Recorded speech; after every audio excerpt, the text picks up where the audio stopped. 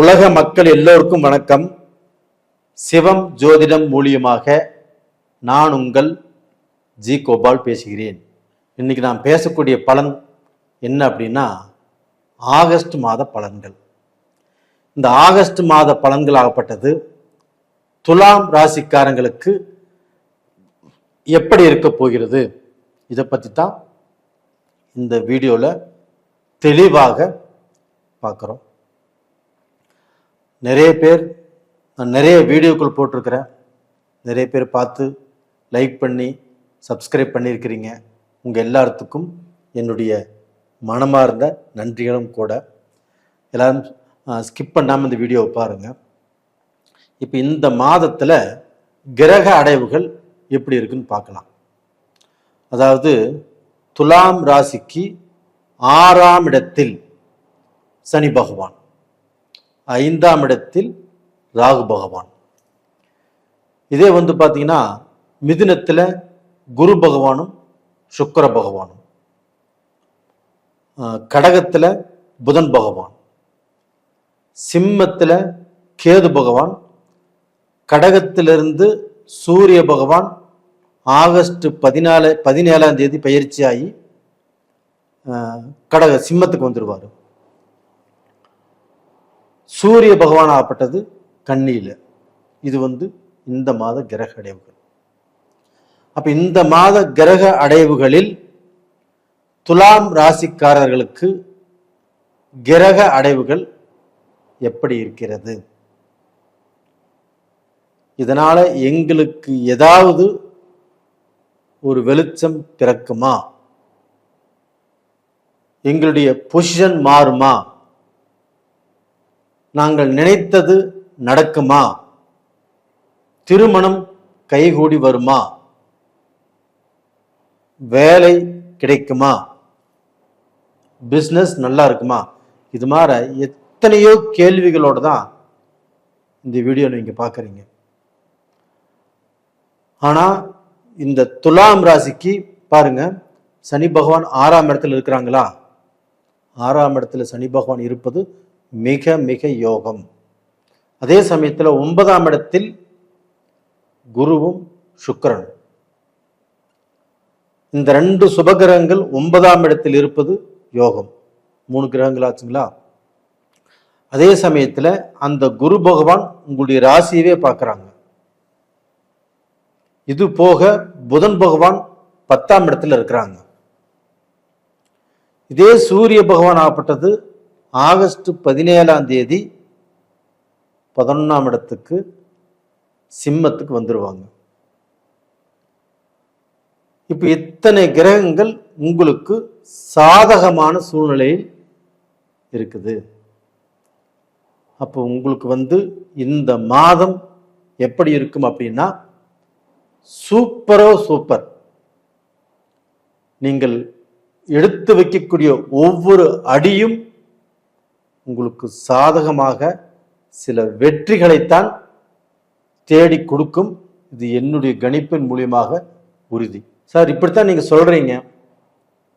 ஒரு 10% பேர் எனக்கு எதுவுமே நடக்கல சார்,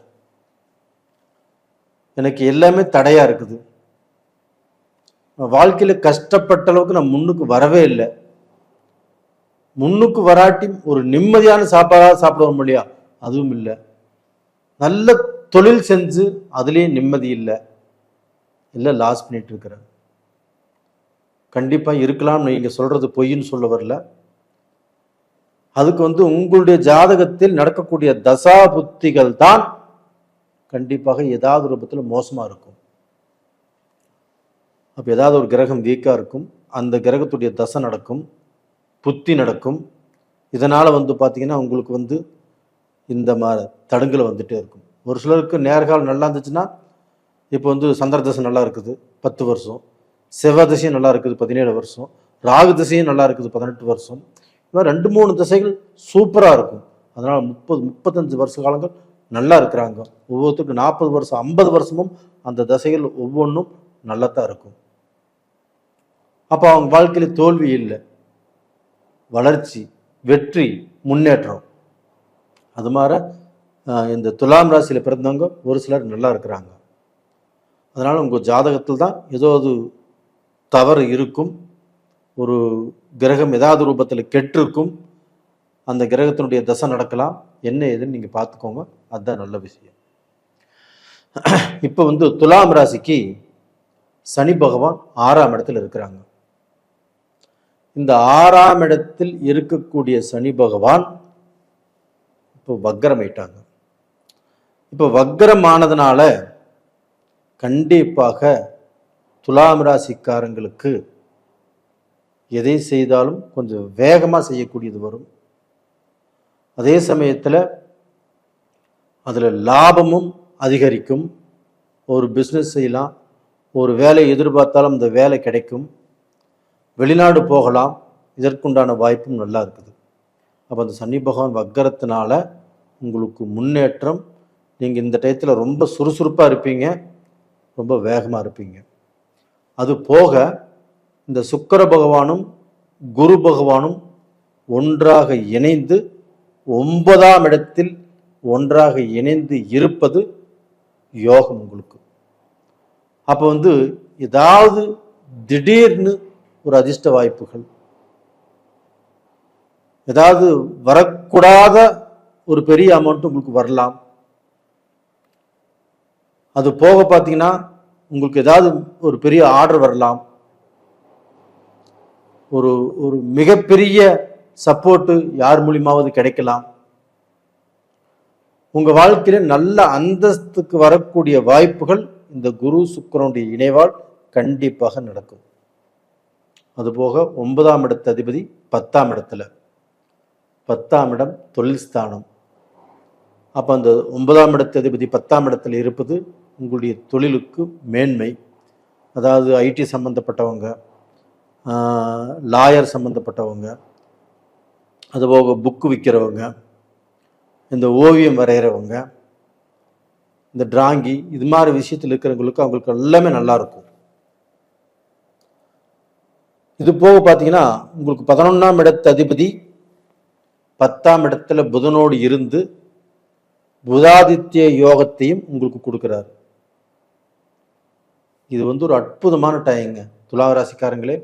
உங்களுக்கு தான் நான் சொல்கிறேன், இது ஒரு அருமையான டயம். இந்த டயத்தை வேஸ்ட் பண்ணாமல் நல்லபடியாக பயன்படுத்திக்கோங்க. அது போக 11ஆம் இடத்துல 11ஆம் இடத்து அதிபதியே ஆட்சி ஆறாங்க. லாபாதிபதி லாபஸ்தானத்தில் ஆட்சி. அப்போ லாபாதிபதி லாபஸ்தானத்தில் ஆட்சியாக இருக்கும்போது நம்ம தொட்டதெல்லாம் பொன்னாகும். நம்மளுக்கு அந்த உயர்வு கிடைக்கும், அந்த அதிர்ஷ்டம் கிடைக்கும், அந்த முன்னேற்றம் கிடைக்கும். நம்மளுக்கு ஏதாவது ரூபத்தில் லாபங்கள் பெருகிட்டே இருக்கும். கண்டிப்பாக நான் சொல்வது கண்டிப்பாக நடக்கும். நீங்கள் கமெண்ட் பாக்ஸில் கூட எழுத போகிறீங்க, இது உறுதியாக நடக்கும். இது போக அந்த சுக்கிர பகவான் ஆகப்பட்டது ஆகஸ்ட் 2021 அந்த கடகத்துக்கு வர்றாங்க. அப்போ அந்த சுக்கிர பகவானுடைய அனுகிரகங்கள் ஆகப்பட்டது உங்களுக்கு கொஞ்சம் நஷ்டத்தை கொடுக்கும். இல்லைன்னா ஏதாவது பெண்கள் வகையில் சில பிரச்சனைகளை உங்களுக்கு கொடுப்பதற்கு வாய்ப்பு இருக்கிறது. அப்போ அந்த பிரச்சனைகள் பெண்கள் வகையில் அப்படின்னா வேலை செய்கிற இடத்துலையா இருக்கலாம், ஒரு வர செலவுலையாக இருக்கலாம், இல்லை தவறான பழக்க வழக்கமாக இருக்கலாம், ஒரு பிஸ்னஸ்லையா இருக்கலாம். ஏதாவது ரூபத்தில் சில பிரச்சனைகள் வரக்கூடிய வாய்ப்புகள் இருக்குது. இந்த 10 நாளைக்கு மட்டும்தான், அது பார்த்து நடந்துக்கோங்க. இது போக இந்த செவ்வாய் பகவான் ஆகப்பட்டது உங்கள் ராசிக்கு 12ஆம் இடத்துல இருக்கிறாங்க. அந்த செவ்வாய் பகவான் ஆகப்பட்டது 7ஆம் இடத்துக்குரிய கிரகம். செவ்வாய் பகவான் 12ஆம் இடத்துல இருக்கிறாங்க. இருந்தாலும் அது பெரிய தொந்தரவுகள் எதுவுமே செய்யாது. இந்த ராகு பகவானும் உங்களுக்கு 5ஆம் இடத்துல இருக்கிறாங்க. அந்த 5ஆம் இடத்தில் இருக்கக்கூடிய ராகு பகவானை குரு பகவான் 9ஆம் பார்வையாக பார்க்குறாங்க. குழந்தைகளால் நன்மை, குழந்தைகளுடைய எதிர்காலம் நல்லா இருக்கும். அவங்க கல்யாணம் பண்ணி வச்சுருந்தாலும் குழந்தை இல்லாமல் இருந்தாலும் இந்த பீரியடில் குழந்தை பாக்கியம் கிடைக்கும். அவங்க வாழ்க்கையில் சங்கடம் சலிப்போடு வாழ்ந்துட்டு இருந்தாலும் அந்த சலிப்பு சங்கடம் எல்லாமே இப்போ தீரும். நல்ல காலேஜோ நல்ல ஸ்கூலோ நல்ல படிப்போ அவங்களுக்கு நல்லா இருக்கும், எந்த குறையுமே இல்லை. துலாம் ராசியில் பிறந்த பெண்கள் இன்னைக்கு வந்து பார்த்தீங்கன்னா கணவனால் சந்தோஷப்படுவீங்க. அந்த கணவன்கிட்ட இருந்து ஒரு உண்மையான அன்பு, அந்த பாசத்தை இப்போ எதிர்பார்ப்பீங்க. அப்போ நீங்கள் எல்லாமே சந்தோஷமாக இருக்கக்கூடிய வாய்ப்புகள். அது போக கணவன் உங்களுக்கு வந்து இந்த குருவும் சுக்கிரனும் ஒரு இடத்துல சேர்ந்திருந்து அந்த குரு 5ஆம் பார்வையாக உங்கள் ராசியே பார்க்கறதுனால உங்களுக்கு வந்து கணவன் மூலியமாக ஏதாவது ஒரு கிஃப்ட்டு, ஏதாவது தங்கமோ வைரமோ, ஏதாவது 1 கிராமோ, ஏதாவது ரூபத்தில் வெள்ளியோ, இது மாதிரி ஏதாவது ஒன்று வாங்கி கொடுப்பாங்க. நல்லா இருப்பீங்க.